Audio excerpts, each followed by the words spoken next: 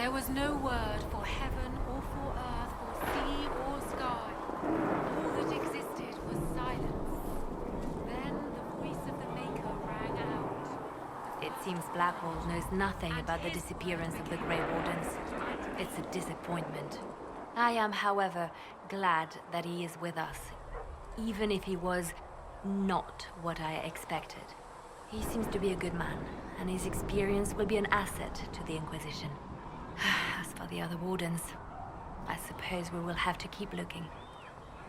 Anything I should know? I've nothing to report at the moment. I'll leave you to your work.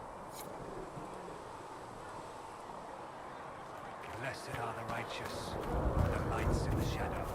In their blood the Maker's will is retained.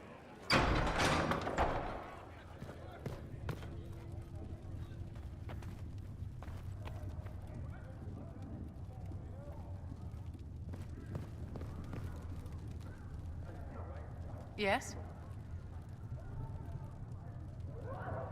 Is there anything I can do to help your efforts at restoring the Circle? After the Circles fell, their libraries were plundered by scavengers. 1,000 years of recorded knowledge in the hands of bandits. It makes me sick to think of it. I've received news that some tomes have been located, if you are interested in righting this wrong. I'll look into it for you. If you can take care of this matter, the Circle would be in your debt.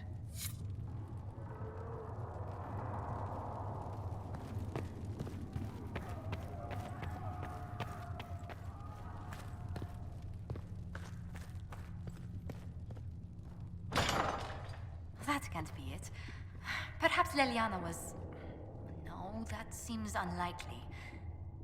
How can... Oh, hello, Mistress Kadash.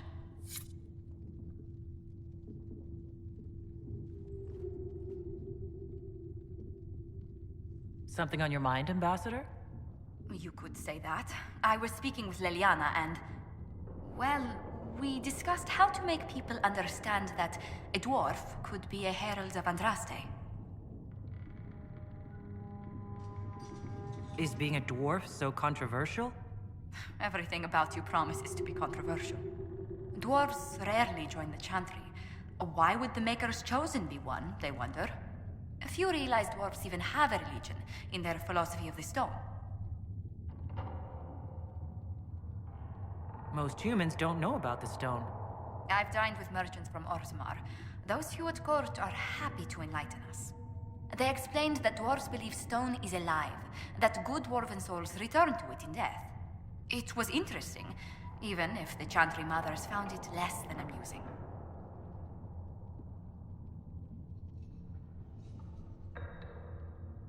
I never paid much attention to any of that stone stuff. That's fortunate. The Chantry is already worried about the mark on your hand.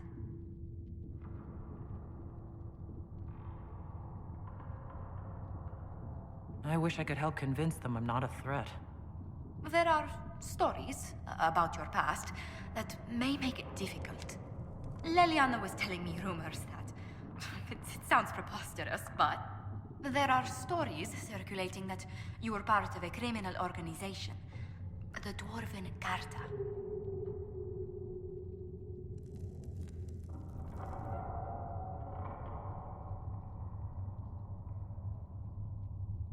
I used to be. The Carta doesn't like their own to get too famous. So it's true. Oh my. Were you only smuggling at least? Exchanging a few goods on the surface? What makes you think I've never been to Orzammar? I thought you were without a caste. It was my understanding that dwarves born on the surface are casteless and barred from Orzammar.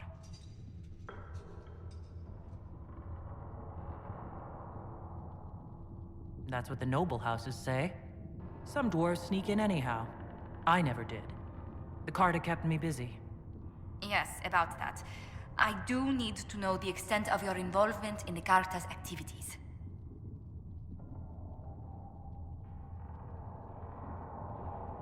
I was the buyer for fancy service goods we sold to rich dwarven houses. Long hours, but peaceful compared to most Carta work. That is a relief. Perhaps we can make your former occupation sound... less unsavory. I'll handle the subject of your past carefully, Herald. I'm sure you can't miss that life.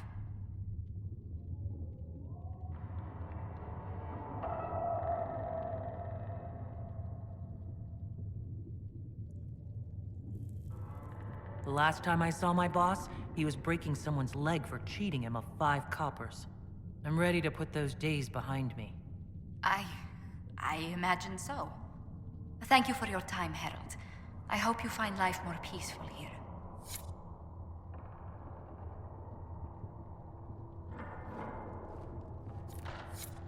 Thank you.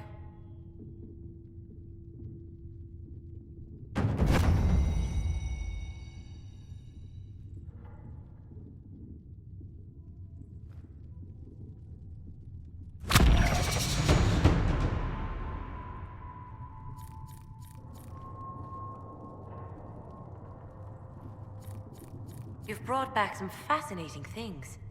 We're putting them to good use. Why did you decide to research dangerous creatures? I like the outdoors. The idea of the outdoors, anyway. When some monster is coming at you, glowing eyes and burning claws, it's terrifying. But once you know how it works, you can deal with it. It's just another part of the world. So much of this world is only frightening because we don't understand it. I'll speak with you later. Thank you again for what you've brought back.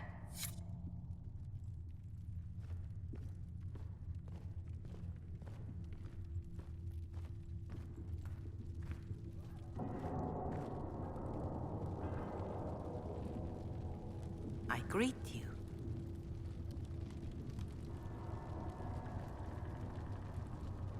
Can you tell me how our people are doing? What would you like to know? How are the villagers in Haven doing? They are terrified. Many of them came here because the war between the Mages and the Templars destroyed their homes. In their minds, the death of the Divine has destroyed any chance of peace. To that, add the breach. Farmers have fled their fields. If we do not restore order, half of Thedas may starve. Do you have information on people elsewhere? The refugees in the hinterlands are desperate. Without help, starvation or war will claim many lives. Villagers in Crestwood are besieged by their own dead. They have sent word begging for assistance. People are vanishing in the hills of Emprise de Lyon. It may be demons or something worse, but they are terrified. More than that I cannot say. It is a chaotic time for all in Olay and Ferelden. Farewell. Farewell. You return. You know, I grew up around humans, but I never learned much about the Chantry. Can you tell me about it?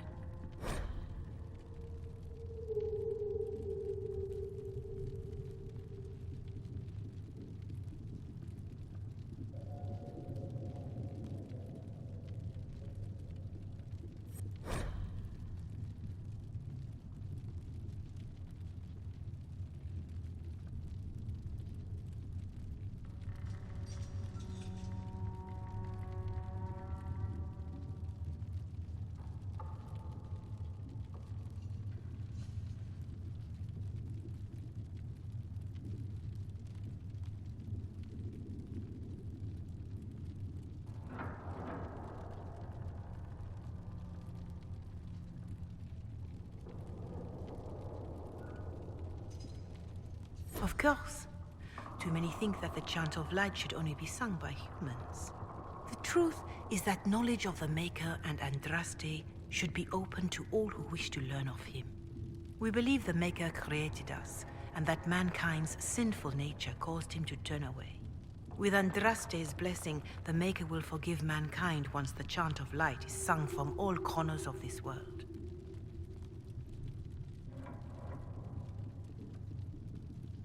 There were calls for an exalted march to put down the Mage Rebellion. What was your opinion? It was ignorant gossip. An exalted march only succeeds when it carries the will of the people. Even then, it cannot be undertaken lightly. People are too easily frightened. We cannot destroy everything they fear. An exalted march is justified only against a true threat to this whole world. It is an offense to the Maker to use it as a political bludgeon, or as a means of spreading the chant of light. What about the Exalted March that conquered the elves? That is a hotly debated matter in some circles of the Chantry. The elves had conquered Montsemard and threatened Val Royeaux itself. They were not helpless victims. But even then, Orlais was the only nation to provide troops. It was hardly an exalted march of all the faithful. The Maker wishes his world to spread by example, not by war. We win no converts with blood. What is your stance on magic? Andraste put it simply. Magic must serve man, not rule over him. However, those words must be put into the proper historical context. Andraste led a rebellion against the Tevinter Imperium, whose magisters controlled most of the world at the time. Even then, she never called for all mages to be put to death. She believed in peaceful coexistence. I don't recall the Chantry being as tolerant of magic as you describe. No. The Chantry is an imperfect vessel, pulled in every direction by those who would steer its course. Yet the Templars rebelled precisely because divine Justinia was not restrictive enough. Perhaps the Inquisition will find a better way. Why does the Chantry allow only human women to become priestesses? The official doctrine is that elves and dwarves have turned further from the Maker than humanity. And as for men, the chant holds that they are more vulnerable to anger or passion. But in truth, it is simply political, added after Andraste's death, like too many of our beliefs.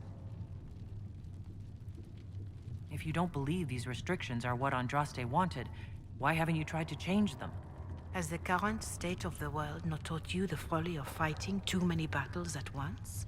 I chose to use what power I had to help peasants forgotten by the nobles of Orlais.